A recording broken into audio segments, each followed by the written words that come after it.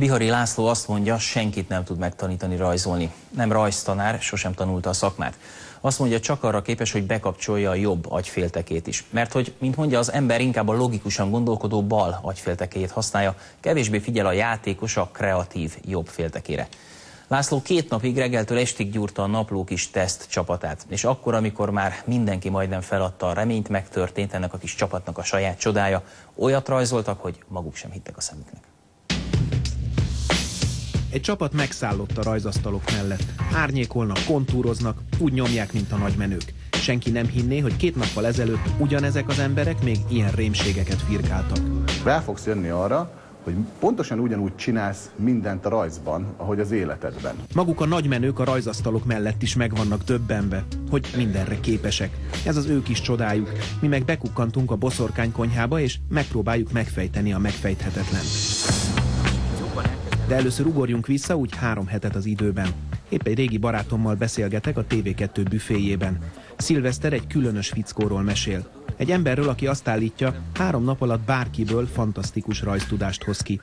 És Szilveszter mutat nekem egy portrét is. Állítólag ezt ő rajzolta, bár maga sem hitte, hogy képes ilyesmire. Megmondom őszintén, én sem nagyon akarok hinni neki. Nem kellenek hozzá évek, napok. Elegek ahhoz, hogy te rájöjj, hogy tudsz így rajzolni. Néhány óra múlva már a rajzos emberrel beszélgetek. Bihari Lászlónak hívják, és titokzatosan csak annyit mond, nem tud megtanítani rajzolni. Mert hogy már tudok rajzolni, csak még nem tudom, hogy tudok. Csak az a baj, hogy én attól tartok, hogy ez nálam nem fog működni. Mindenki ettől tart. Az nem számít, hogy én ebben egyáltalán nem tudok hinni? Számít, a jelen pillanatban számít, mert ezért nem tudsz úgy rajzolni, ahogy te szeretnél rajzolni, mert most nem hiszel benne. Találtok itt az asztalon eszközöket, azt megkérek mindenkit, hogy osszátok szét egymás között. Megkapjuk a pakkot, ceruzákkal, radírokkal, linóvágókéssel. Itt, amin változtatni fogunk, az a látásmódunk lesz, ahogyan a dolgokra nézünk. Olyan dolgokat fogunk ma csinálni, aminek az lesz a feladata, hogy a bal agyféltekének az aktivitását csökkentse, és mivel a bal agyféltekéhez a logika tartozik, ebből kifolyólag ma teljesen logikátlan dolgokat fogunk csinálni, mert azt a bal agyfélteke annyira nem díjazza. Én sem díjazom. Uncsi és fárasztó feladatok ezek. Laci meg egyre titokzatosabb lesz. Mondja a megfejthetetlen bölcsességeket, mint az akciófilmekben a karatemesterek. Mindenkiben ott van ez a képesség, csak tudni kell előhozni. És a helyzet csak rosszabbodik. Mindenki kap egy fotót. Híres emberek, csinos modellek, a többieknek. Nekem meg egy csupa ránc jazzzenész. Hát ezekkel a képekkel kellene megbirkóznunk nekünk. Szóval próbálkozunk a portrérajzolással. Nekem nem sikerül, némi megnyugvással látom azonban, hogy senki másnak sem. Én nem béna vagyok, csak egyéni a látásmódom. De ha jöhet még rosszabb, akkor jön is. Tükröket kapunk, és saját magunkat kell lerajzolnunk. Az enyémet látva Laci csak annyit kérdez, akarok beszélni. De nem akarok csak szabadulni innen. Rettenetesen érezzük magunkat valamennyien. Na, hogy érzitek magatokat tegnapról? Mindenki rajzolt éjjel is, mármint álmában, és másnap reggel végre a csodát várjuk Lacitól. Erre ő megint csak titokzatoskodik. A téma az lesz, hogy megtanuljuk érzékelni azt, ami körülveszi a tárgyakat, körülveszi a dolgokat, amiket minket körülvesznek, és ezt mi úgy hívjuk, hogy vagy úgy, hogy inverzlátás, vagy pedig az, hogy negatív tér érzékelése. Na, most végre megtudjuk, mi is ez a jobb agyféltekés rajzolás. Tehát nem a képen látható lovakat és lovasokat kell kiszínezni, hanem mindent, ami körülöleli őket. Nem a széket kell lerajzolni, hanem fejjel lefelé azokat a réseket, amelyeken a széklábak között átszűrődik a fény. Aztán jön egy igazán sziszifuszi feladat. Művirágot látunk a kis kukucskálónkon keresztül, de nem azt kell lerajzolni, hanem a tábla fehérét, ami kilóg. Másfél óra múlva Roland feketére színezi a furcsa formákat, és fehérben előtűnnek a kihagyott szárak és levelek. Elvileg már mindent tudunk, mehetünk haza várni a csodát. A rajz az mindenképpen fog hozni egy olyan pillanatot vagy pontot az életedben, amikor meg tudsz nyugodni, és rajzolni, meg gondolkodni egyszerre nagyon nehéz. Bízol-e még bennünk, hogy mi holnap itt egy tök jó portrét rajzolunk? Maximálisan.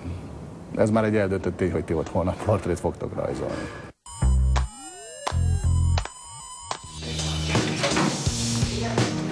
És ezek a teljes kétségbeesés percei. Ma kellene csodát tennünk.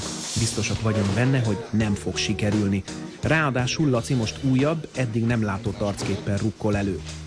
Mi Joe bácsinak hívjuk az úriembert, akit rajzolni fogtok, adok mindenkinek hozzá papírt. És persze jön egy újabb karatemesteres kinyilatkoztatás, hogy ne a képet nézzük, hanem a tereket. Próbáljátok elvonatkoztatni attól, hogy ez egy szem, és figyeljétek meg térként. Hosszú percek telnek el a rajzolgatással, de végre, nem tudom máshogy mondani, átkattan az agyam. Megértem, hogy miről szól ez az egész. Pöttyről pöttyre viszem a ceruzát, el is felejtem, hogy fejet rajzolok. Maszatolom egymás mellé a furcsa alakú fehér és sötét foltokat, és magam sem hiszem el, de a végén valahogy mégis életre kell egy arc a papíron.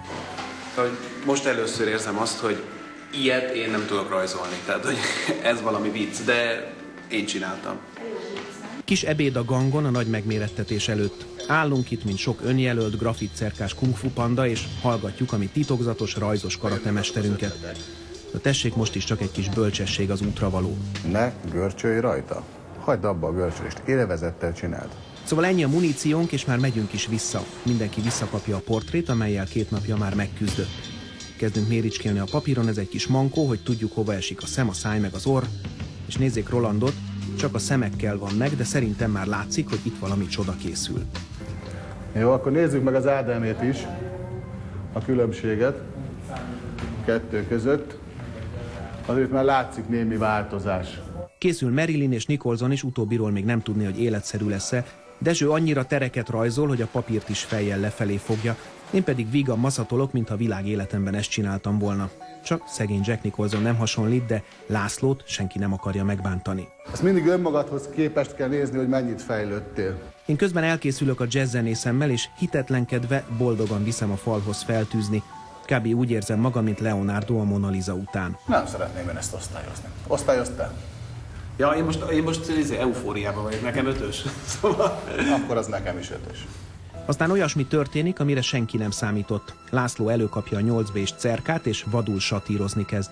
10 perc telik így el, aztán hogy nem a papíron megelevenedik Jack Nicholson arca. Első napig volt vagy 20 perc, a mai meg vagy 3 óra.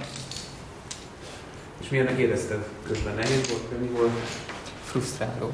Sorra kitűzzük a műveket, érdemes végignézni. Ennyi a fejlődés 72 óra alatt, és a java még hátra van.